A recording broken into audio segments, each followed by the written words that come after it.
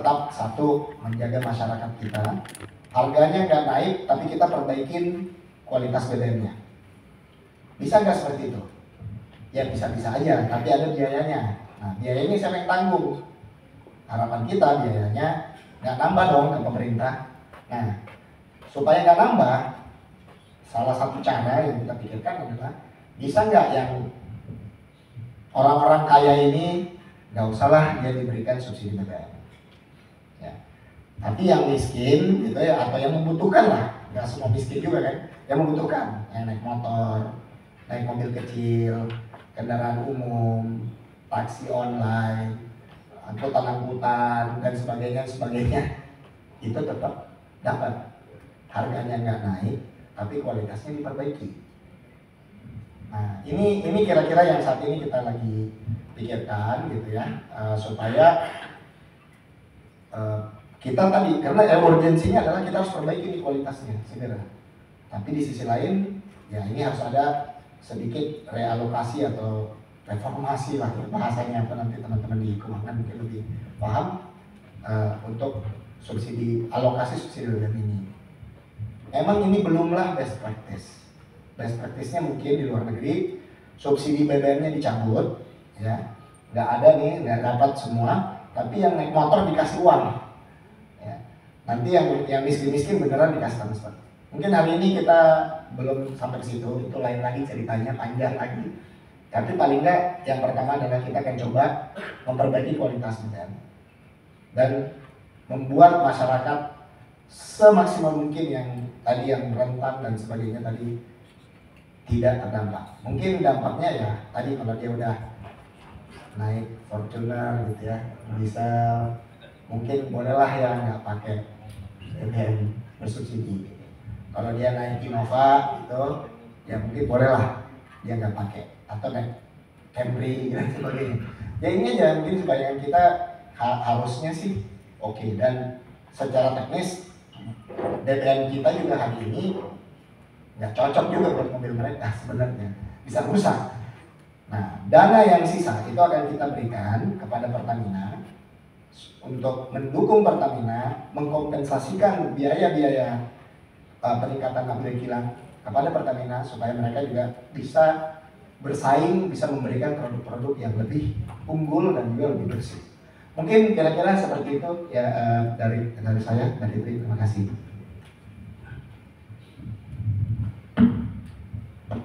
Tepuk tangan dulu untuk Pak Rahmat. Terima kasih atas paparannya. Jadi jauh. Iya. Jadi menarik ya. Ini sekali mendayung dua pulau terlampaui, kan ada ini ya, istilah seperti itu ya. Jadi ini adalah peluang apabila kebijakan ini diberlakukan. Ini adalah peluang untuk menjaga ya tadi ya, supaya harga BBM tidak naik, tapi sekaligus bisa memperbaiki kualitas BBM gitu ya, untuk mengendalikan masalah pencemaran udara, dan di saat yang bersamaan bisa mengatasi ketidakadilan gitu ya dalam subsidi BBM. Karena tadi benar Pak Rahmat, saya juga pernah lihat itu Pajero gitu ya sama Fortuner ngantri di rest area sama truk-truk gitu loh. Ngantri biosolar kayaknya. Oke, baik. Nah, tapi sepertinya masih banyak pertanyaan seputar dampaknya ke perekonomian ya Pak. Untuk nanti kalau misalnya hal seperti ini digulirkan, apa betul gitu ya, tidak ada implikasi atau impact gitu ya ke perekonomian. Nanti terus penerapannya seperti apa. Nah, ini mungkin adalah pertanyaan yang lebih cocok ditanyakan ke Pak Heri ya, Pak Heri Permana sebagai Pak Asdep ya. Mungkin apakah Bapak ada paparan? Bapak ada paparan ya? Ada singkat aja tadi. Silakan Pak. Bisa ditampilkan ya? Masih multi stakeholder. Mungkin Oke, ya, terima kasih. Assalamualaikum warahmatullahi wabarakatuh. Mohon izin Pak Deputi, Pak Kris.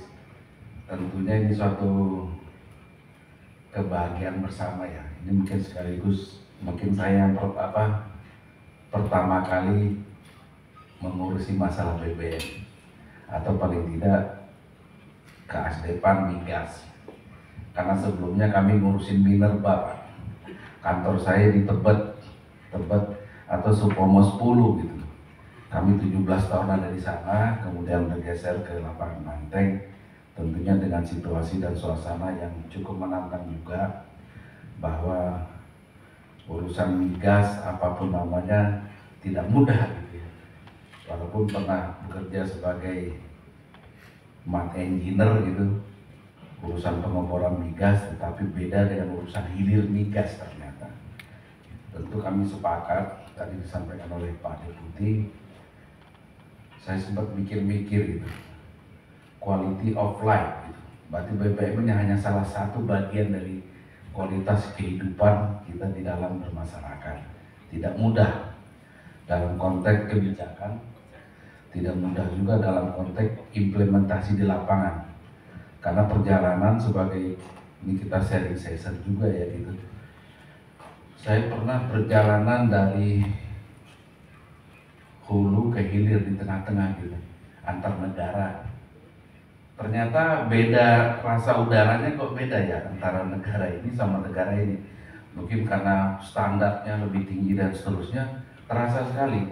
Antara, mohon maaf, misalnya kita dari Pulau Jawa atau Jabodetabek ke Bali, pas mendarat beda rasanya udaranya. Kok Bali agak bersih gitu ya, dibandingkan mungkin Depok atau Bekasi atau yang lainnya. Di kampung saya juga sana sama, suasananya agak berbeda. Apakah karena udaranya lebih baik, atau karena masyarakat yang menggunakan sesuatu sesuai dengan ketentuan yang berlaku, tidak buang gas knalpot yang sembarangan misalnya, gas buangnya dan seterusnya, karena nggak banyak di sana, jadi agak beda. Sama seperti, mohon maaf, saya pernah naik kendaraan sama teman gitu, tulisannya Euro 4, kita berhenti di sini, kenapa? Karena di sana sudah Euro 5, jadi ada zonanya, jadi kita ganti mobil katanya. Loh kan nggak ketahuan, saya bilang, kita naik mobil ini ada stikernya, nanti ada CCTV di mana-mana, kena denda, lebih mahal dendanya daripada bahan bakar, saya katanya. Oh ya udah, ganti, kita naik kereta, ganti mobil, sewa, saking segitunya. Jadi saya lihat, oh taat sekali ya orang-orang ini, artinya dengan aturan yang ada. Ya mungkin semuanya berawal dari, kalau saya lihat ya mungkin ada merasa memiliki. Oh ya, kita kan pengen ini karena ada regulasinya, maka kita harus terapkan. Orang-orangnya juga nggak perlu diajarin gitu. Oh Pak, kami di sini berhenti, kita ganti. Nah, jadi menyangkut dengan apa yang disampaikan, ramah lingkungan, rendah sulfur. Coba bisa slide-nya bisa munculin? Belum ya? Oh nggak apa-apa. Tapi yang jelas saya tidak berpantun, takut salah. Tadi saya mau pikir pantun Bandung ke Surabaya gitu, mampir Jakarta, diskusi hari ini. Tapi paling tidak kita sama-sama merasakan bahwa udara di sini lebih baik dibanding di luar. Ya kan, dia nggak Pak, agak adem gitu ya. Kita menghirup udara enak gitu, tapi kalau di luar mungkin ada ya, karena tadi ada biaya yang harus dikeluarkan, AC dan seterusnya, energi. Belum ya? Oke, nggak apa-apa. Jadi poinnya kami sepakat ya, artinya sudah beberapa kali juga rapat, atau bahasa sederhananya rapat koordinasi gitu ya. Kami di Kemenko Perekonomian, Pak Rahmat di Kemenko Marves, kita inline, tidak saling oh ini begini. Oke, saling menguatkan saja, termasuk juga dengan PKI. Loh, kita ini untuk kepentingan semua, mari kita coba cari solusi terbaik, walaupun terkadang solusi itu membutuhkan effort yang tidak mudah. Oke lah, sama-sama kita kerjakan. Di acaranya Pak Rahmat kita hadir, di acara kami Pak Rahmat hadir, luar biasa.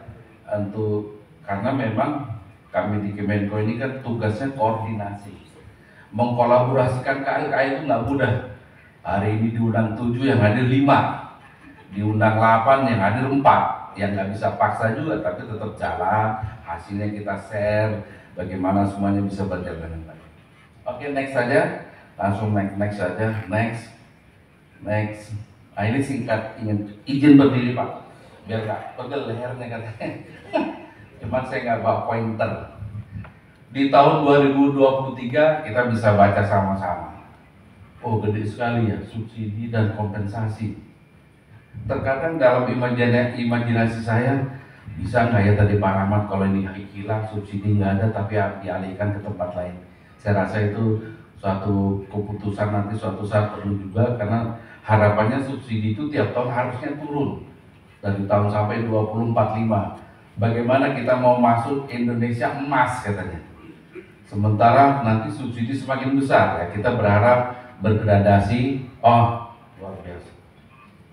Misalnya di sini hanya ini data juga dari BKF tempatnya Pak Kris. Untuk energi saja ada sekitar 164 triliun. Mungkin energi itu kan termasuk listrik ya, dan seterusnya, cukup besar. Kita bicara makronya saja. Oke, next lagi. Hanya sekelas info. Ini sama, subsidi kompensasi BBM tadi, ada listrik, minyak tanah dan seterusnya. Breakdown dari slide sebelumnya. Sebelumnya coba. Ini, wah gede-gede juga jumlahnya. Tahun 23 untuk solar saja kurang lebih ada di sini 16 sekian triliun. Yang gede tadi ada LPG dan seterusnya. Tapi yang jelas ini subsidi berjalan terus gitu, hampir setiap tahun. Oke, next saja. Ini terkait realisasi penyaluran GBT khusus untuk solar. Ini dan solar dan karosen cukup besar dengan jumlah volumenya 17 something juta kiloliter, kan gede ini. Kemudian sebelumnya juga hampir sama, naik meningkat, tambah naik ya. Tapi kita berharap nanti suatu-waktu dengan low sulfur dan seterusnya jumlah kiloliternya bisa saja nanti menurun, tapi kualitasnya lebih baik. Oke, next saja.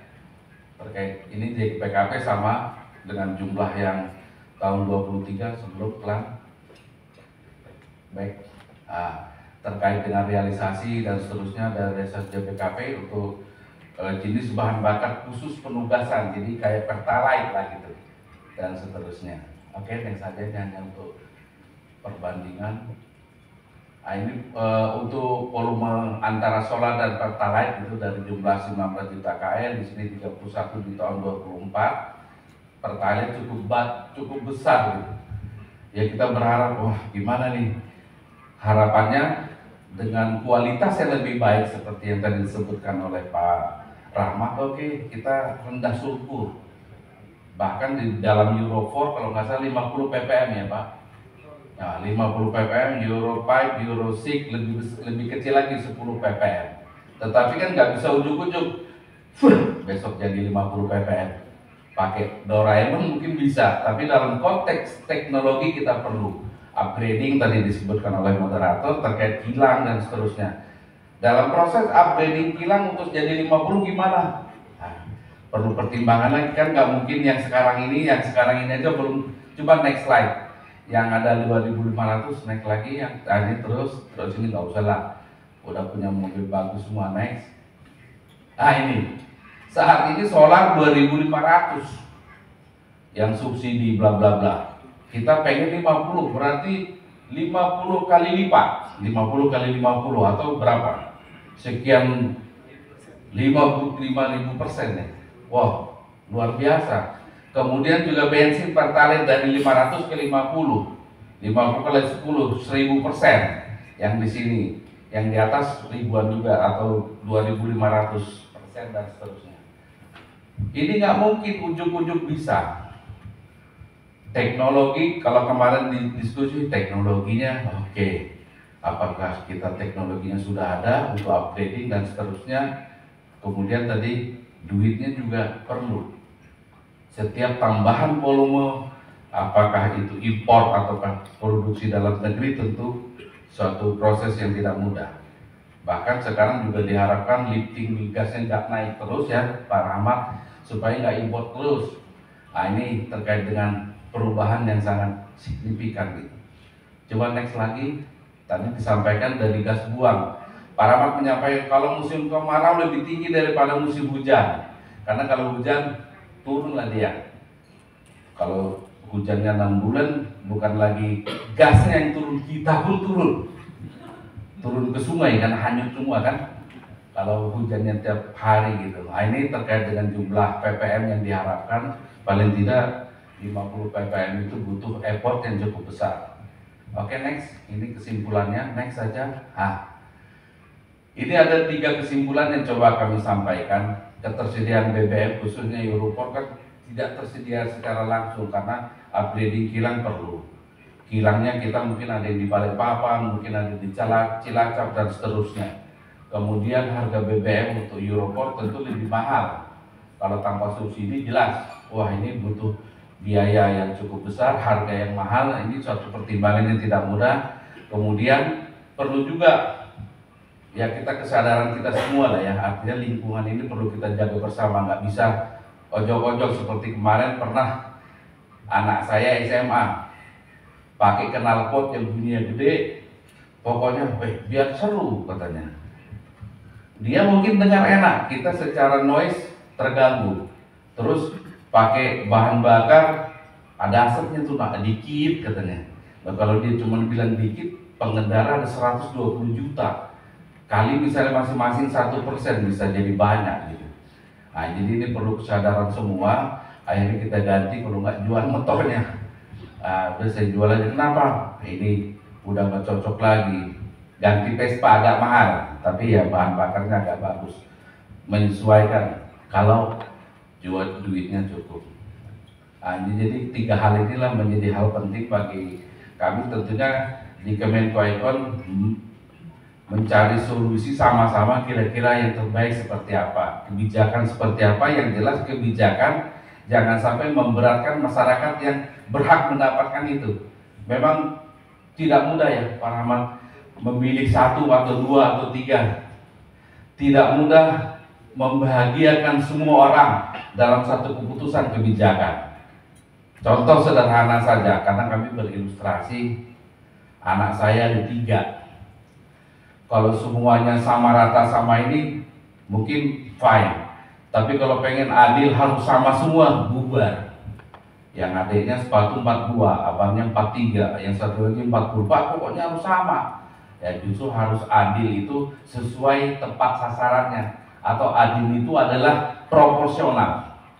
Begitu juga dengan bahan bakar low sulfur ini kan juga harus proporsional, karena kita sama-sama untuk menghasilkan itu tidak mudah. Kebijakan harus disusun sama-sama supaya hasilnya paling tidak memberikan dampak yang positif bagi kita semua. Demikian, Assalamualaikum warahmatullahi wabarakatuh. Waalaikumsalam. Tepuk tangan dulu untuk Bapak Heri Permana, Asdep Migas dari Kemenkoecon. Terima kasih Pak atas pencerahannya Pak, terutama sekali lagi menggarisbawahi temanya keadilan ya.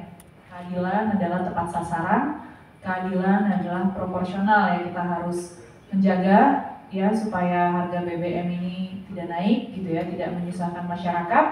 Tapi di saat yang bersamaan kita juga harus menjaga bahwa udara ini bisa dihirup oleh masyarakat dan memastikan bahwa masyarakat tetap sehat gitu ya. Jadi jangan sampai udara itu begitu kotor sampai berdampak pada produktivitas kita, pada kesehatan kita gitu ya. Dan yang terakhir adalah kita juga harus memastikan bahwa memang yang tadi apalagi angka subsidinya besar sekali ya Pak ya. Juga harus memastikan bahwa yang mendapatkan, yang menikmati subsidi itu memang yang membutuhkan subsidi gitu ya. Nah ini pasti Bapak Ibu yang hadir di sini banyak pertanyaan, tapi tolong di hold dulu pertanyaannya. Saya mau mengundang Pak Kristianto. Ya, ini dia nih yang kita tunggu-tunggu adalah angka-angka. Angka-angkanya nih Pak, gimana? Mungkin juga sekali lagi ada judul dari sesi ini kan adalah soal harga dan biaya ya Pak ya. Jadi kita butuh pencerahan dari Bapak mengenai hal itu. Silakan Pak. Baik, terima kasih. Assalamualaikum warahmatullahi wabarakatuh. Salam sejahtera untuk kita semua. Yang saya hormati Pak Rahmat, Pak Deputi, Pak Asdep, Pak Heri. Sebenarnya tugas saya sudah selesai sebenarnya Pak. Karena sudah di tahap saya kan diimpit oleh Pak Rahmat Menko Marves dan Pak Heri Menko Perekonomian. Jadi Pak Rahmat bilang BBM yang diperbaiki, harga kualitasnya, harganya sudah naik. Kemudian Pak Heri bilang oke, subsidinya diefisienkan, tepat sasarankan, ya sudah kami laksanakan. Sebenarnya itu Pak, sudah selesai tadi paparannya juga sudah dari Pak Rahmat dan Pak Heri. Tapi kemudian mungkin pertanyaannya duitnya dari mana gitu kan? Orang saya bilang duitnya sondi gitu kan. Ya itu yang menjadi pertanyaan. Tapi sebelum ke sana mungkin ini kita bertemu dengan banyak teman-teman dari berbagai macam latar belakang.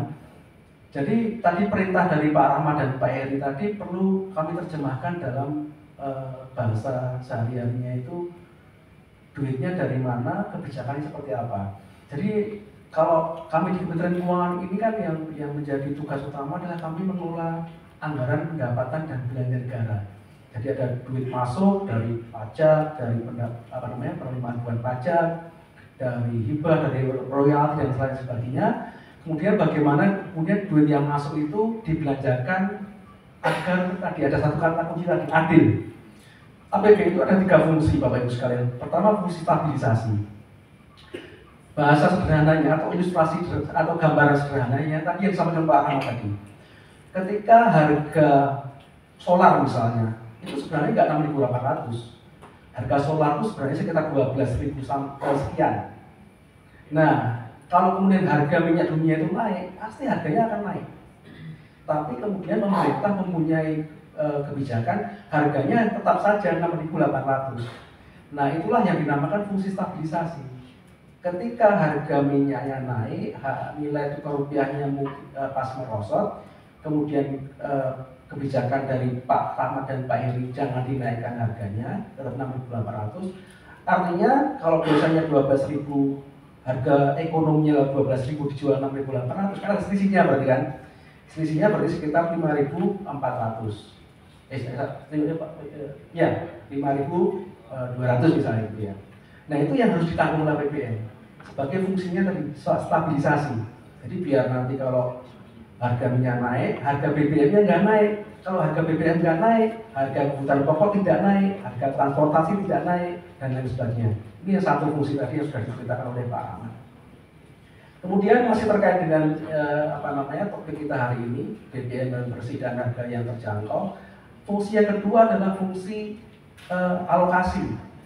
Jadi tadi APBN dari pajak dan sebagainya itu kemudian dialokasikan untuk apa? Salah satunya untuk bagaimana menunjang ekonomi yang bersih, lingkungan yang bersih, udara yang bersih.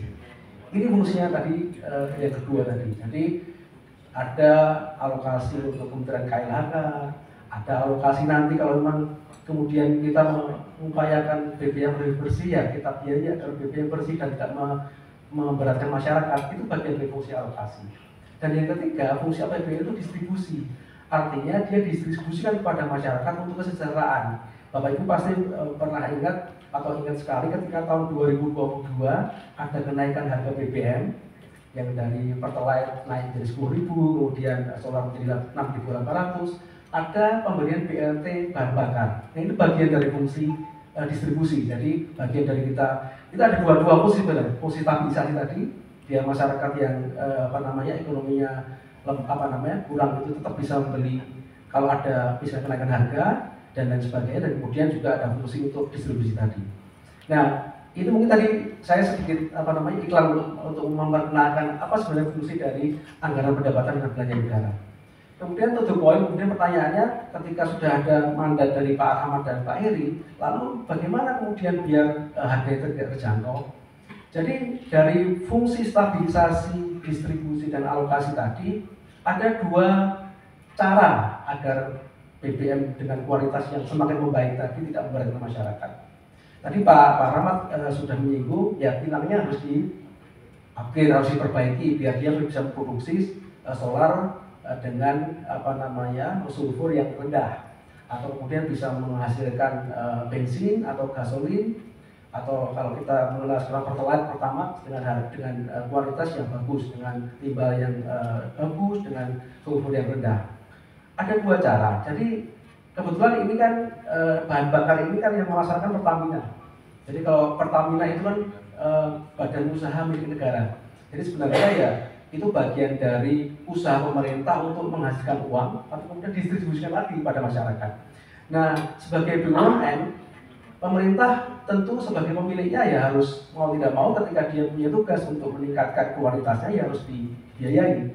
Ada 2 cara sebenarnya yang paling sederhana. Yang pertama, kalau kemudian Pertamina itu butuh untuk meningkatkan kualitas kilangnya atau upgrading kilang, ya ada yang namanya penanaman modal negara. Jadi setiap tahun ketika kalau Bapak Ibu ikutin penyusunan APBN, pasti ada pembahasan mengenai alokasi penanaman modal negara kepada BUMN, apakah itu Pertamina, PLN, kemudian apakah itu PT Pupuk Indonesia, dan lain sebagainya. Nah, kalau kemudian nanti pemerintah bersama dengan DPR disetujui, oke, kalau memang opsinya adalah PMN kepada Pertamina untuk memberikan untuk mengupgrade kilang, berarti atas kesepakatan pemerintah dan DPR, pemerintah akan memberikan APBN akan memberikan PMN kepada Pertamina untuk meningkatkan kilangnya sehingga bisa memproduksi BBM sesuai yang tadi kita inginkan. Itu yang pertama. Jadi ini kesepakatan semua pihak. Pertamina mengajukan berapa kebutuhannya, kemudian pemerintah mengakses dan BPKP mengakses melihat apakah wajar atau tidak, kemudian didiskusikan dengan DPR. Oke, kalau setuju berarti nanti akan ada PMN pada Pertamina. Itu jalan yang pertama. Jalan yang kedua adalah tadi kembali ke tadi yang saya sampaikan, fungsi stabilisasi tadi. Kalau memang tidak ada PMN, artinya ya pasti biaya untuk penyediaan BBM ramah lingkungan pasti akan naik. Misalnya tadi saya ilustrasikan tadi, misalnya kalau solar dengan sulfur yang sekarang 2.500 itu harganya sebenarnya adalah Rp12.000 per liter. Misalnya ketika nanti dia harus turun sulfurnya menjadi 50 ppm, bisa jadi harganya naik secara harga keekonomian atau harga seharusnya. Misalnya menjadi naik menjadi 12.500, gampang itu aja ya. Nah, kalau kemudian solarnya nggak naik, tetap 6.800, ya sudah, berarti kan ada tambahan subsidi yang diberikan pemerintah kepada masyarakat, karena masyarakat tetap membeli solar dengan harga 6.800, tapi kualitasnya semakin bagus.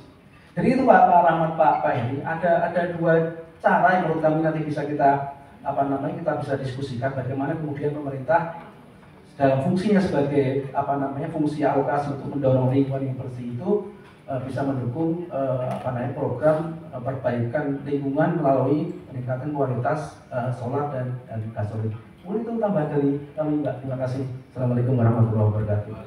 Waalaikumsalam. Tepuk tangan dulu untuk Pak Kristianto. Tadi kita dapat kuliah singkat kultum mengenai APBN dan mungkin lebih tepatnya dua jurus yang dapat dijalankan oleh pemerintah untuk bisa membantu Pertamina menyediakan BBM rendah sulfur tanpa menaikkan harga jualnya ya ke masyarakat gitu ya. Jadi dari masyarakat itu ya belinya tetap harganya sama gitu kan. Jadi tadi ada satu yang disebut penyertaan modal negara PMN, dan yang satu lagi adalah ya naikin subsidinya gitu. Tapi kembali lagi ke pembahasan kita siang ini, kita juga harus memikirkan bagaimana caranya menaikkan mungkin juga bisa mengatasi ya tadi isu ketidakadilan subsidi itu ya yang tadi sudah dibahas oleh Pak Rahmat dan juga disebut juga oleh Pak Heri gitu. Mungkin saya tapi mau mengundang dulu Bapak Ibu yang hadir di sini untuk menanyakan pertanyaannya. Saya yakin ada pertanyaan nih. Mungkin kita bisa minta bantuan pihak panitia untuk nanti memberikan mikrofon kepada penanya. Saya buka dulu untuk 3 penanya pertama. Silakan angkat tangannya, mohon menyebutkan nama dan juga institusi, organisasi atau komunitas yang diwakili, dan juga jangan lupa untuk menyebutkan pertanyaannya untuk siapa. Silakan. Oke, di sebelah sini, sebelah kiri saya sudah ada 2 ya. Tadi tolong angkat tangan lagi Pak, biar kelihatan. Oke, 1. Dan tadi kayaknya saya melihat di barisan kedua juga ada ya pertanyaannya. Ada penanya. Oke. Baik, silakan.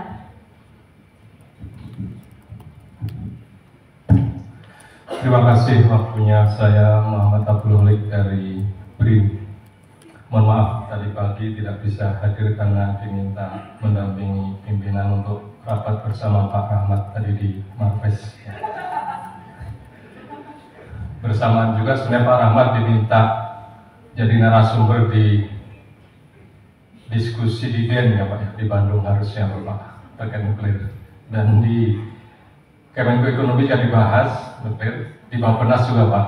Jadi kami tadi berbagi SDM, tapi cukup alhamdulillah. Salam jumpa Pak Kris dan salam kenal Pak Hari. Lama dengan Pak Kris sering ketemu di Komisi 7 mendampingi Kementerian SDM dalam pembahasan RUU IBT. Masuk ke materi, permasalahan sebenarnya sudah jelas tadi disampaikan dan sudah diketahui belasan atau 10 tahun yang lalu kurang lebih, di mana kalau bangun kilang, atau merubah kilang perlu investasi yang cukup besar ya. Saya bukan expert di sini, tapi saya punya teman-teman di belakang saya tanya apa sih solusinya. Ya ada usulan juga Pak, tapi nanti perlu juga dikaji oleh teman-teman Pak Kris dan teman-teman. Kan sudah import tadi disampaikan ya Pak ya. Ya udah importnya sekalian yang bagus gitu Pak. Nggak tanggung gitu ya. Itu kurang lebih satu. Tapi itu mungkin juga ya kita semangatnya bukan mengimport sebenarnya. Kita semangatnya memanfaatkan sumber yang ada. Dan sekarang sudah digalakkan, mungkin Bapak sekalian juga sudah tahu, kita sudah B35 gitu ya.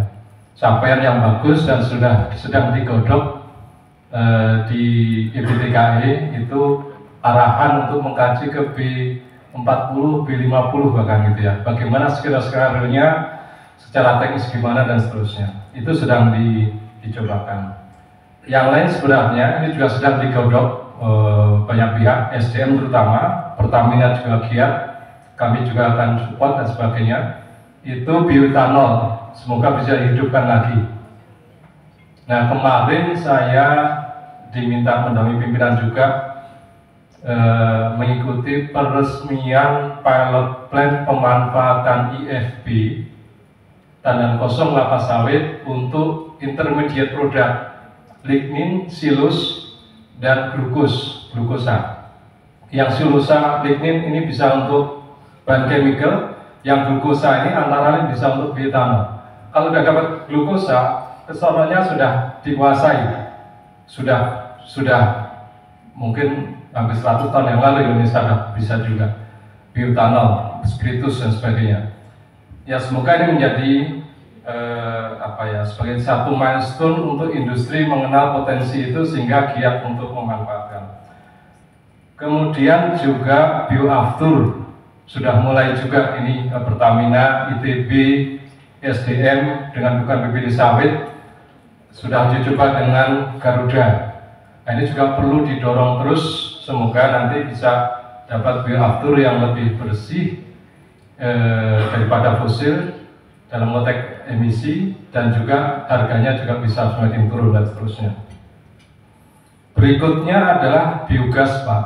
Biogas ini kita mungkin memikirkan adanya di dekat pabrik kelapa sawit yang itu jauh dari Jakarta. Tapi biogas ini sebenarnya juga bisa diproduksi dari sampah organik Pak. Jadi mungkin mumpung banyak dari komunitas, asosiasi dan berbagai komponen, mungkin harapan mimpi saya itu biogas di Jakarta bisa berproduksi memanfaatkan sampah organik yang itu sekitar 60%. Tapi syaratnya Bapak Ibu sekalian harus memilah sampah, itu mau nggak mau harus. Dan di Jerman dan sebagainya sampah organik jadi rebutan. Jadi terlalu banyak biogas plant, kurang material, bahkan sampai mereka menanam jagung, sejagung-jagungnya dijadikan silase untuk dimasukkan ke biogas. Saya nggak lancar untuk biogas karena saya ketua Asosiasi Biogas Indonesia masih. Semoga nanti ke depan segera ada yang lain yang lebih energik untuk segera mewujudkan mimpi ini. Itu Pak kurang lebih gambaran yang mungkin agak melebar daripada BBM, tapi mungkin ini alternatif yang bisa kita manfaatkan, sekaligus juga tadi Mas Kris kampanye juga, saya juga kampanye agar kita juga bisa mulai memikirkan potensi pemanfaatan sampah organik menjadi biogas. Jakarta ini luar biasa, 7.500 atau 8.000 ton per hari. Kalau 50%, 60%-nya berapa ton, berapa biogas yang bisa dihasilkan, tapi syaratnya harus terpisah. Itu kurang lebih, dan pemanfaat sangat mudah. Bapak Ibu sekarang punya lihat Transjakarta, ada yang berbahan bakar gas. Itu bahan gasnya natural gas itu sama dengan methane yang kandungan biogas 60%, itu tinggal CO2-nya dipisahkan sama H2S-nya selesai. Itu teknologi yang sudah biasa, Pak. Di dunia migas sudah dari dulu, dari dunia pergasan itu sudah sangat biasa. Itu Pak, mungkin mohon maaf kalau tidak fokus di BBM standar Euro 4 dan sebagainya. Tapi memang permasalahan di situ sudah ketahuan sebenarnya, tinggal bagaimana kita bisa melaksanakan. Tapi pertanyaannya tadi itu, duitnya dari mana? Duitnya harus ya. Itu kurang lebih, dan yang lain-lain tadi, biodiesel dan sebagainya, kami BRIN siap support dan selama ini juga bekerjasama dengan baik dengan EBTK SDM, dengan ITB, IPB, dan juga dengan asosiasi, dan juga nanti semoga bioetanol bisa didorong yang mirip dengan biodiesel, sehingga konstelasi antar pihak ini, kerjasama antar pihak itu bisa terwujud. Dan mungkin BKR juga ngawal kemarin banyak diskusi terkait bagaimana agar cukai dari bioetanol itu bisa ada exception. Itu Pak, mungkin terima kasih, mohon maaf kalau kepanjangan. Assalamualaikum. Waalaikumsalam. Mungkin kita tepuk tangan dulu untuk Pak Muhammad Abdul Walik dari BRIN atas sumbangan pemikirannya, Pak. Saya nanti akan mengundang para narasumber di sini untuk memberikan tanggapan. Tapi izin saya mau mengundang penanya lagi. Sebelumnya ya, kita kumpulkan dulu sampai dengan 3 penanya dan penanggap. Mungkin tadi saya lihat ada yang angkat tangan di sebelah kiri. Oh iya, itu dia. Mungkin satu lagi, ada lagi. Nah, di sebelah kanan ini nanti ya, Mbak, dari Bapak yang ini, kita nanti ke sebelah sini. Silakan Pak. Baik, selamat sore. Perkenalkan, nama saya Tio Hono dari Kegilu. Sebelumnya saya sangat mengapresiasi kepada Menko Marves, Menko Ekonomi dan dari SDM ya, yang sudah berkolaborasi bersama, sudah menemukan solusi-solusi yang saat ini kami sebagai masyarakat dan APM itu menanti-nanti. Artinya kan dari sisi kebijakan mobil listrik, pemerintah sebelumnya sudah mencari benang merahnya tentang membuat industri mobil listrik, dan ada industri lain yang ingin digarap. Ini adalah industri kendaraan ICE dan kemudian hybrid yang di situ masih mengeluarkan CO2 dan memerlukan bahan bakar. Masalah saat ini juga di Kaigindo itu tadi kan sebenarnya pertalite atau subsidi itu hanya untuk orang yang membutuhkan ya. Tapi itu juga mengaruhi di pasar karena orang membeli mobil itu karena sekarang bahan bakarnya mahal juga. Orang itu sesuai dengan analisis kayak gitu, bahwa orang yang beli mobil second itu lebih banyak dibandingkan orang yang beli mobil baru. Artinya trennya seperti itu. Jadi dengan harapan kami dengan nanti di-create-nya bahan bakar Euro 4 yang benar-benar sesuai dengan standar dan disubsidi untuk yang subsidi tadi dengan kualitas yang sesuai, harapannya kualitas udara juga bagus, mendukung tadi program elektrifikasi, dan kemauan masyarakat untuk membeli mobil baru semakin meningkat, harapan kami. Dan juga mungkin pemerintah juga harus jeli karena saat ini kan industri SPBU itu kan kita ada BUMN dan non-BUMN. Dan kita lihat menurut pengalaman saya itu yang mengkreat ekonomi mikro di daerah itu sekarang yang banyak itu yang BUMN, karena di situ banyak industri yang tidak hanya jual SPBU tapi banyak industri-industri kecil yang ada di SPBU itu, entah jual macam-macam, ada UMKM, ada jualan kopi, ada jualan macam-macam. Nah, itu menumbuhkan ekonomi di masyarakat. Dan yang paling menumbuhkan adalah BBM bersubsidi. Kalau di daerah itu banyak kan membeli BBM bersubsidi karena daya belinya di situ, harga yang bisa dibeli di situ, bukan karena apa-apa, karena memang bisa beli itu di daerah. Kadang di daerah saya lihat untuk mencari uang 50.000, 20.000 ya susah minta ampun. Jadi emang daya belinya di situ. Jadi emang apa yang dilakukan pemerintah sekarang memang sesuai dengan apa yang diharapkan masyarakat dan apa yang kondisi ada di saat ini di masyarakat. Artinya polusi memang sudah mengkhawatirkan dan masyarakat yang memerlukan BBM yang bagus dengan kualitas yang bagus dan rendah sulfur dan harganya juga relatif murah. Dan mungkin saya mewakili tim dan juga masyarakat Indonesia berterima kasih Pak atas inisiasi dan pemerintah sudah sangat peduli dan mengerti benang-benang merah yang terjadi fenomena di masyarakat dan harapannya semoga kedepannya dapat lancar dan sukses Pak. Terima kasih Pak. Terima kasih banyak Pak Heru Wahono ya dari Gaikindo. Heri Wahono Bu. Heri Wahono. Tri Wahono. Tri Wahono, maaf Pak. Tepuk tangan dulu untuk Pak Tri, terutama atas pernyataan dukungannya. Luar biasa teman-teman Gaikindo. Nanti saya juga akan meminta mungkin Pak Rahmat dan Pak Heri ya khususnya untuk menanggapi. Terakhir tadi ada penanya dari sebelah kanan. Oke, baik, terima kasih. Assalamualaikum warahmatullahi wabarakatuh. Selamat siang menjelang sore. Saya melihat dari hari Rabu kemarin hingga pada hari Jumat ini mengikuti pemaparan-pemaparan yang memang diberikan oleh para multi stakeholder terkait dengan consultation meeting ini tentang Euro 4 yang kaitan dengan BBM yang memang ada capaian namanya low sulfur full arti dalam konteks kesehatan. Nah, dari beberapa stakeholder yang ada yang memang kerjasama atau memang ada komunikasi yang memang intens untuk kepentingan dalam konteks kesehatan, saya sangat mendukung sekali. Tetapi dalam mengemas daripada low sulfur full ini ada semacam yang akan dimunculkan, yang akan dibebankan mungkin oleh masyarakat. Mungkin kalau bagi masyarakat yang intelektual, cara berpikirnya lebih mudah dapat menerima. Bagi masyarakat yang memang daya nalarnya, daya pikirnya kurang, mungkin akan menimbulkan dampak daripada protes yang lebih besar.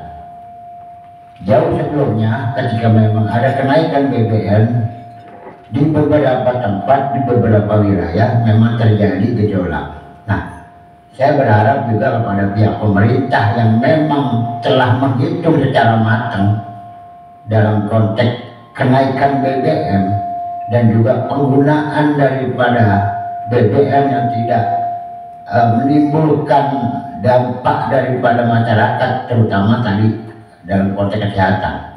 Nah, ini ada hitungan-hitungan yang lebih sistematis.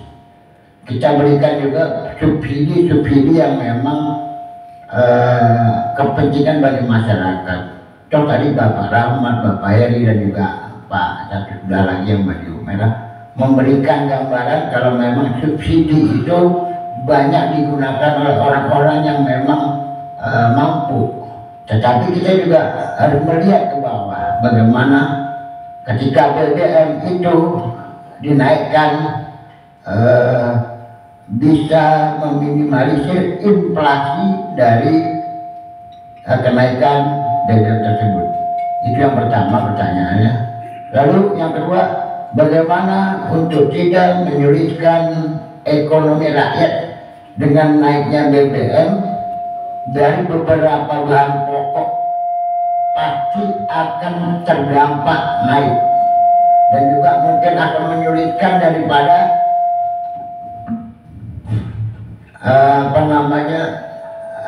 daya beli yang memang juga kurang. Nah, ini perlu matang dan perlu signifikan yang memang harus pemerintah kampanyekan, pemerintah publikasikan kepada masyarakat sehingga tidak terjadi gejolak dan dampak yang begitu luas. Hanya itu aja. Wassalamualaikum warahmatullahi wabarakatuh. Waalaikumsalam. Izin Pak, Bapak, tadi Bapak dari instansi mana Pak kalau boleh? Oke, baik. Baik, nama saya Suharto Maut, Lembaga Betawi Nusantara. Lembaga Betawi Nusantara. Oke, baik, tepuk tangan dulu untuk tadi maaf Pak namanya lewat perwakilan Lembaga Betawi Nusantara.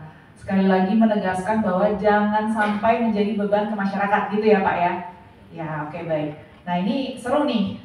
Saya boleh mempersilakan Pak Deputi untuk menjawab terlebih dahulu menanggapi tadi ada dari ini ya dari BRIN, dari Gaikindo dan juga dari Lembaga Betawi Nusantara. Ya, terima kasih. Terima kasih Pak. Mungkin saya jawab secara general aja supaya ini Oke, jadi Pak siapa Pak namanya Pak Suharto Mangmol. Pak On. Jadi yang pertama terus terang itu Pak yang bagaimana caranya supaya daya beli masyarakat atau terutama yang rentan itu jangan sampai terganggu. Itu adalah ibaratnya kompas kita ke situ Pak, kiblat kita ke situ. Nah, tapi karena yang membuat kita jadi ibaratnya apa ya, memikirkan dan mencoba mendesain hal ini, itu karena ada urgensi. Kalau kita nggak ngapa-ngapain nanti polusi udara tambah buruk gitu kan. Sebenarnya kalau mau cari aman nggak usah ngapa-ngapain gitu kan sebenarnya, ya kan. Cuman kayak, dan itu waktu itu salah satu pilihan Pak yang saya sampaikan di rapat koordinasi depan Pak Luhut, depan menteri-menteri. Pak, satu opsi adalah do nothing, nggak usah ngapa-ngapain, tapi semua menolak karena resikonya terlalu besar kalau kita nggak ngapa-ngapain. Tapi pilihannya bagaimana caranya tadi kita bisa memperbaiki tanpa mengganggu masyarakat yang menengah ke bawah, yang daya tadi. Sebenarnya begini Pak, ini yang kalau boleh kita bilang yang kita mau ganggu itu adalah orang kaya. Yang nggak kaya malah harusnya tidak terganggu.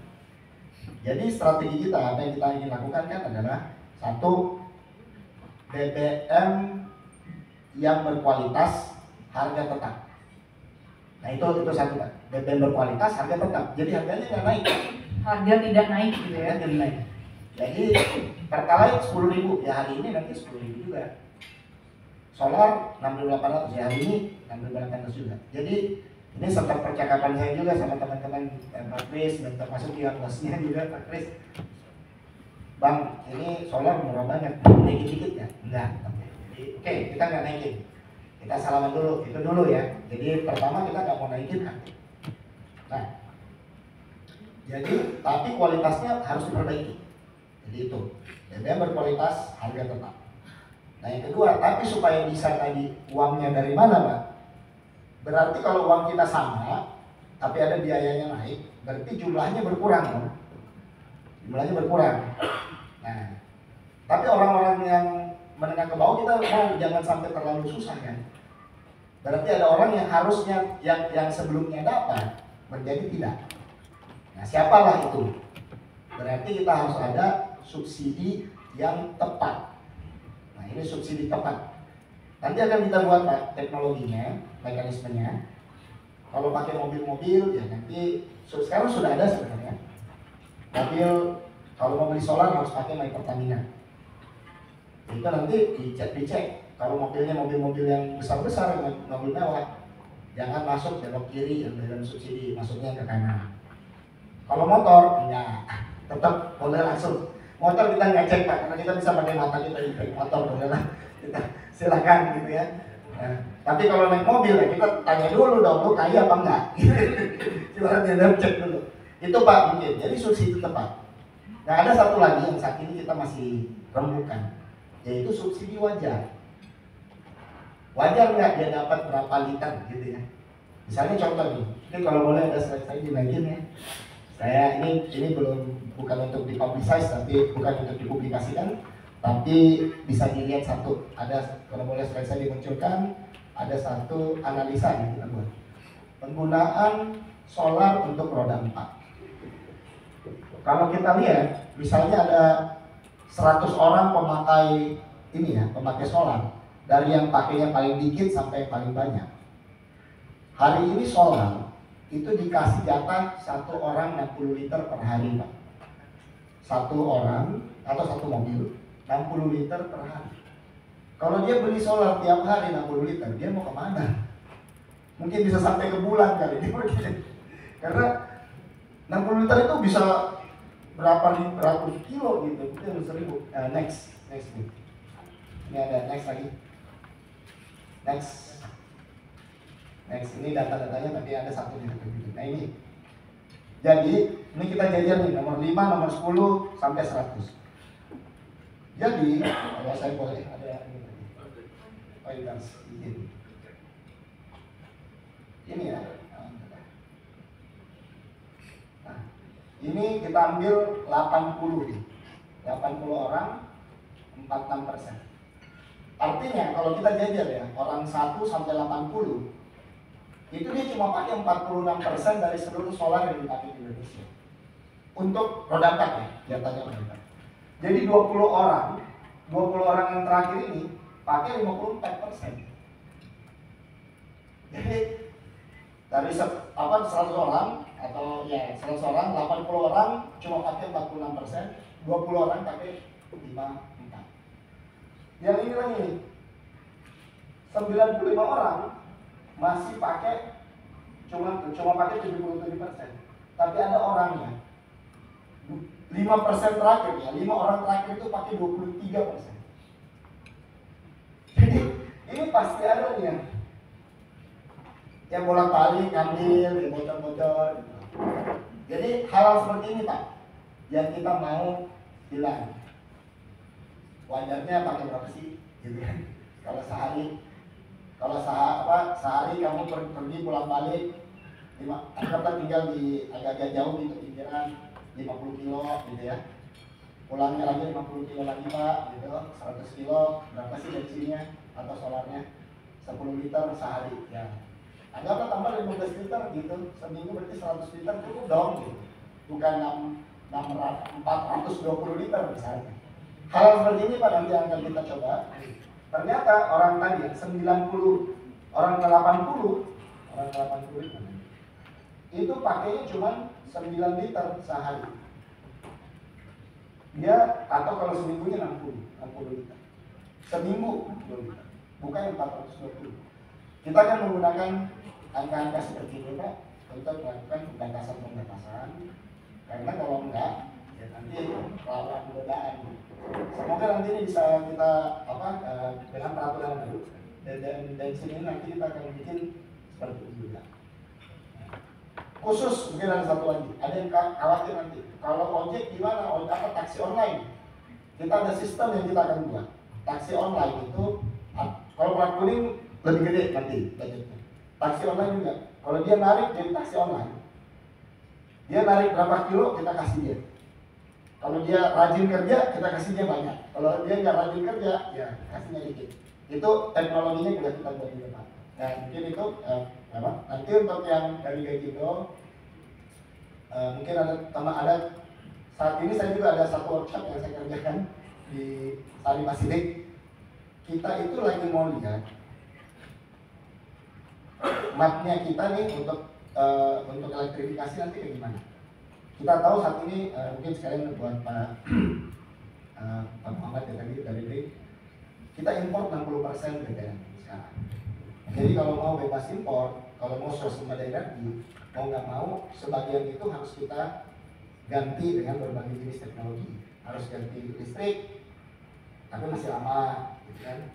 Hybrid, bolehlah hybrid. Kita buat kurangi, udah siap sekarang.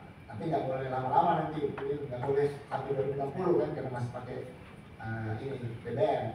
Biofuel boleh juga, kita lagi lihat. Cuman isunya kalau biofuel, 2/3 BBM kita itu di kendaraan pribadi itu pakai gasolin, 1/3 solar. Tapi kalau kita lihat feedstock, banyak feedstock kita di oil base yang cocoknya buat diesel. Yang dulu karbohidrat base, glukos, sukrose segala macam, air tebu dan jagung dan sebagainya karbohidrat itu nggak banyak. Jadi jagung masih impor, gula impor. Jadi mungkin sama Gajindo, sama BRI kita perlu duduk juga tolong bikinin kita, saya bercanda gini, tolong bikinin saya sama saya awal Juni ke depan ketemu sama Meti-nya depan, ketemu juga sama Toyota, Honda, Mitsubishi. Bilang ini, akhirnya mereka balik. Kalau Pak Rahmat mintanya 2 katanya. Apa? Satu BEV, Battery Electric Vehicle, yang kedua adalah B100. Karena kalau cuma BBM-nya saja diganti, itu mungkin B50 udah mentok Pak. Bayangan kita. Berarti mesinnya yang harus diganti. Harus dibuatkan flexi fuel untuk mesin ini. Nah, cuman flexi fuelnya hari ini ada baru gasolin untuk yang etanol kan. Etanol kita lagi belum banyak Pak, jadi ini kita juga lagi nunggu-nunggu. Mungkin itu pembicaraan itu nanti kita bisa lebih detailkan. Itu roadmap untuk transport darat ada di hari ini meetingnya di Sari Pasifik. Jadi terima kasih. Ya, terima kasih Pak Deputi, tadi jawabannya komprehensif sekali. Tepuk tangan biar kita tetap semangat ya sore hari ini, siang ke sore. Pak Asdep, silakan Pak, apabila berkenan mungkin untuk memberikan tanggapan atau jawaban.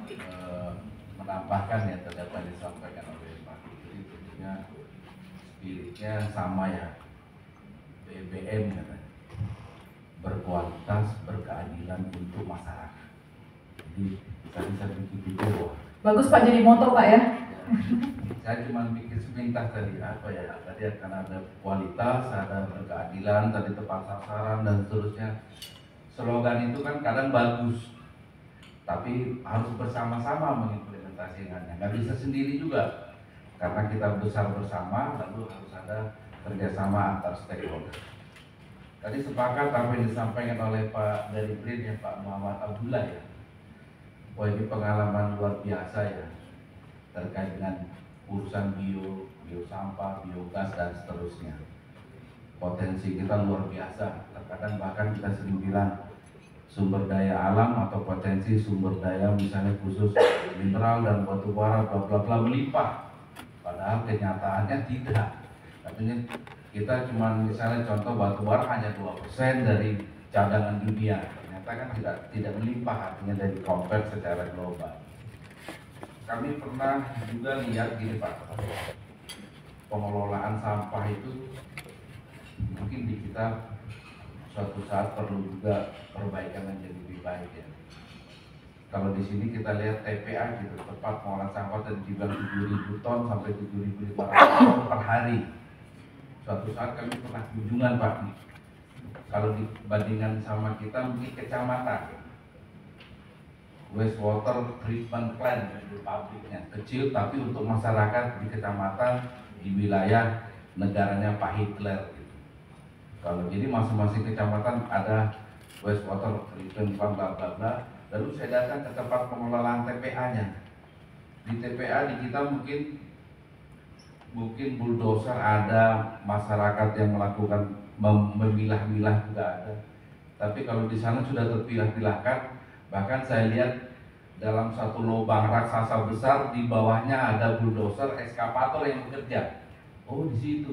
Jadi sampahnya udah dipilah-pilahkan, nah yang besi ada yang karet, bla bla bla dan seterusnya. Akhirnya itu bisa termanfaatkan dan bisa menjadi sumber energi.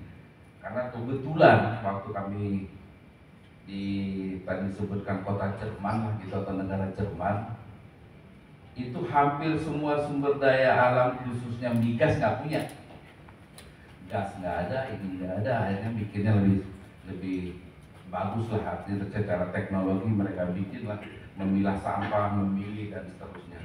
Bahkan di tempat kami sudah mulai tong sampahnya ada 3 gitu, organik, ini dan seterusnya. Walaupun dalam pelaksanaannya kadang udahlah gabung aja, tapi kalau itu dikelola potensi termasuk potensi ekonominya pasti juga besar.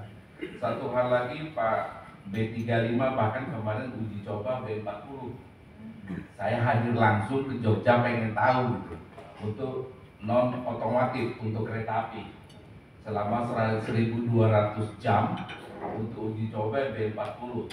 Jadi 60%-nya solar, 40% PAME atau istilahnya yang nabatinya.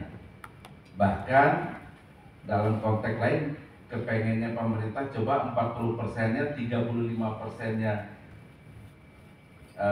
PAME, 5%-nya etanol. Kita mau coba tuh Dan ini masih dalam uji coba ya Pak, tadi disebutkan EBTKI dan seterusnya. Karena apa? Kita secara lifting minyak kan masih kurang, masih import lah tadi disampaikan oleh Pak Rahmat. Jadi kita mencoba berinovasi kira-kira gimana ya supaya kita bisa produksi dalam negeri. Termasuk tadi menanam jagung ataupun tebu dan seterusnya supaya bisa memenuhi kebutuhan energi, kemandirian, ketahanan energi. Tidak mudah tuh di dalam ketentuannya, oh ya kemandirian energi, ternyata kita masih import, belum bisa mandiri juga, tapi pelan-pelan dengan adanya kombinasi bahan bakar tadi, saya pikir mungkin itu menjadi salah satu alternatif. Kemudian terkait tadi dari Gaikindo, bahkan baru selesai pamerannya ya Pak ya, Jayes yang di ICI ya, yang di Tangerang dan seterusnya. Tentu pemerintah berharap lah kalau misalnya mobil listrik atau electric vehicle, hybrid, bla bla bla, ini kan semuanya kita bertahap lah, tidak bisa langsung ujuk-ujuk oke langsung jadi, karena infrastruktur juga perlu prasarana-sarananya dan seterusnya. Bahkan ada yang mungkin kalau bisa di rumah colok mungkin enak gitu, tetapi kadang listrik wattnya kurang dan seterusnya. Tapi paling tidak kita aware lah terkait dengan lingkungan, udara dan seterusnya, tidak bisa dipungkiri karena kita sendiri yang ngirup gitu. Bahkan kalau dalam konteks tertentu dalam satu ruangan mungkin ada 10 orang yang merokok, yang lain pasti nggak nyaman karena sama-sama menghirup.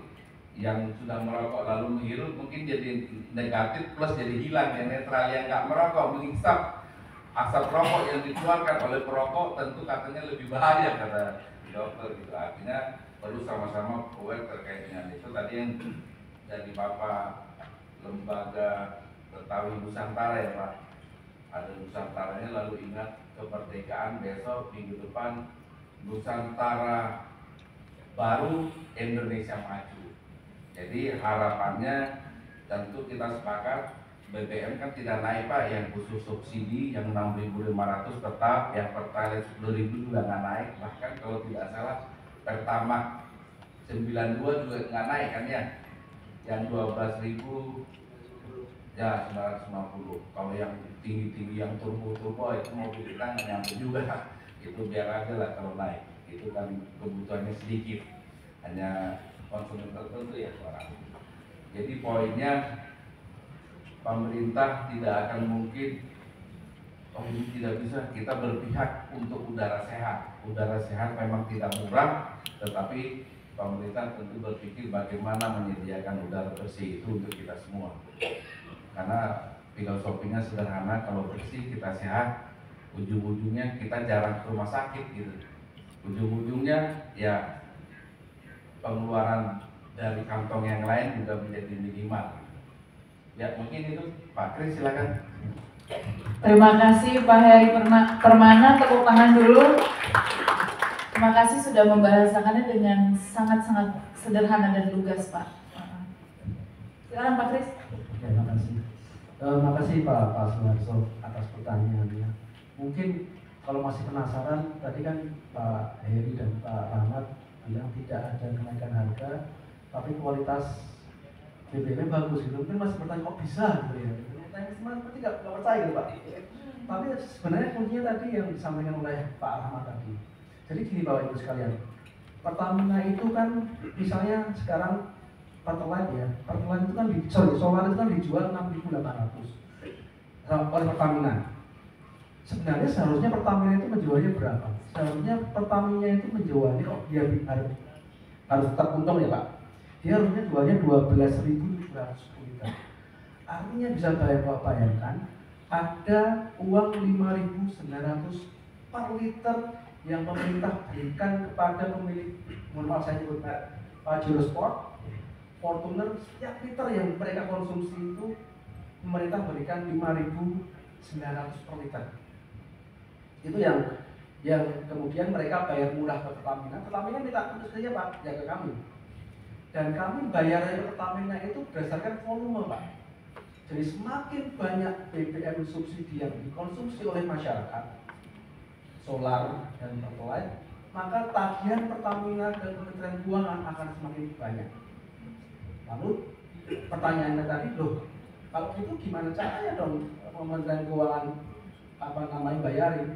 Selain 2 hal yang tadi saya sampaikan, ketika Pak Ahmad bilang mobil-mobil diesel bagus, mobil-mobil gasolin bensin bagus tidak boleh mengkonsumsi lagi, artinya itu ada penurunan volume yang biasa mereka setiap hari dengan barcode itu 60 liter dengan solar dan tidak terbatas untuk pertalite. Artinya mereka yang punya CRV, yang mereka punya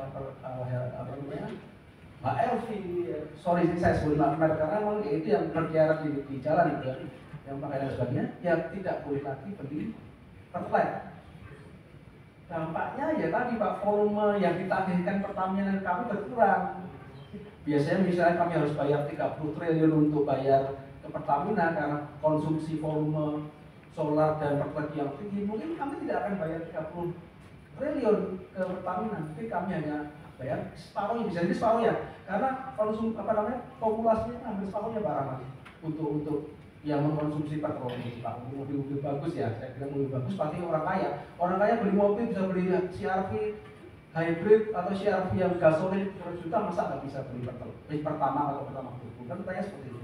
Nah seperti itu, ketika volume BBM yang ditagihkan Pertamina pemerintah itu berkurang, kemudian jumlah uang yang harus kami bayar di Pertamina itu berkurang, sisanya tadi yang bisa kita gunakan bersama-sama untuk meningkatkan BBM berkualitas yang subsidi khususnya, yang solar apapun nanti namanya, kemudian yang pertalite apapun namanya, setelah dia menjadi bagus, ini namanya kita tidak tahu arah ya.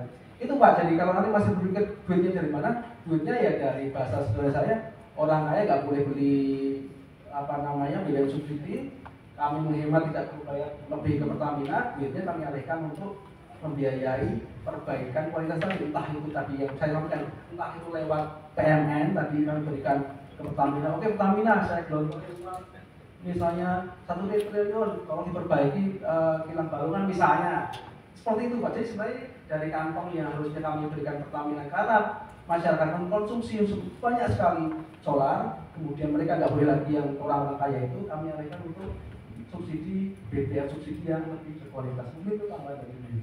Dari asap jadi kilang. Oke, baik. Kita tepuk tangan dulu untuk Pak Kris. Pak Kris dari Badan Kebijakan Fiskal. Sungguh jelas Pak sekarang gitu ya. Jadi sumber dananya untuk upgrade kilang itu dari penghematan gitu ya. Penghematan yang kita dapatkan karena kita membatasi mobil-mobil yang mahal yang dimiliki oleh orang kaya gitu ya, untuk dapat mengakses BBM bersubsidi, karena BBM bersubsidi seyogianya hanya untuk orang yang membutuhkannya gitu ya, pihak yang membutuhkannya. Jadi tadi udah ada moto ya yang diusulkan oleh Pak Heri Permana, BBM berkualitas dan adil untuk masyarakat. Oh gitu, oh baik, oke saya salah tangkap, biasa tepuk tangan dulu Pak. BBM berkualitas dan berkeadilan untuk masyarakat. Oke baik. Nah karena kita sudah sampai kepada penghujung waktu, sudah jam 3 siang, kita mohon maaf kita harus tutup dulu sesinya siang hari ini. Bagi yang masih punya pertanyaan mungkin bisa disampaikan ke panitia, nanti bisa disampaikan ke Pak Rahmat, Pak Heri dan Pak Kris. Tapi sebelumnya saya ingin bertanya dulu pada Pak Rahmat, Pak Heri dan Pak Kris, apakah ada sepatah dua kata penutup? Siapa? Silakan. Koreksi mungkin kalau saya salah tadi, mungkin saya pikir supaya ini kan bahasa narasi harus clear, saya tadi clean fuel for clean air, bla bla bla dan seterusnya. Mungkin kalau digunakan kalimat orang kaya nggak tepat juga kali ya, mungkin orang yang mampu kali ya. Karena haji itu bukan untuk orang kaya, tapi bagi yang mampu. Karena kalau nggak mampu nggak pergi dia Pak. Mampu itu berbagai hal supaya nanti kita tidak terkonotasi miskin dan kaya. Kita kepengen rakyat Indonesianya kaya semua, kita pengennya mampu semua lah gitu. Mungkin itu aja tambahannya. Silakan Pak. Baik, terima kasih banyak Pak Heri. Ya kalau saya mungkin terakhir mau minta dukungan dan doa restu. Jadi ini menurut kami setelah berkali-kali juga kita diskusikan di level pemerintah, mungkin tanpa mengurangi rasa hormat ya kan dengan teman-teman saya. Ini baru pertama kali saya rasakan very clear gitu. Semuanya setuju, nggak nggak ada yang, karena kan biasa lah ya, apalagi kalau saya mau minta uang ke bosnya Pak Kris pasti susah gitu kan, harus lama dulu kan, nggak apa-apa, tapi yang ini menurut kami somehow kelihatannya kayaknya cocok gitu, kayaknya benar gitu. Tapi kita juga nggak mau sombong atau gimana pun, makanya kita juga ingin minta masukan Pak, Bapak Ibu, karena menurut kami apa yang kita lakukan ini sepertinya secara teknokratik betul. Tadi untuk yang daya nalar tinggi kayaknya masuk Pak, yang intelek mungkin masuk, tapi jangan sampai malah begitu diceritakan ke seluruh lapisan masyarakat,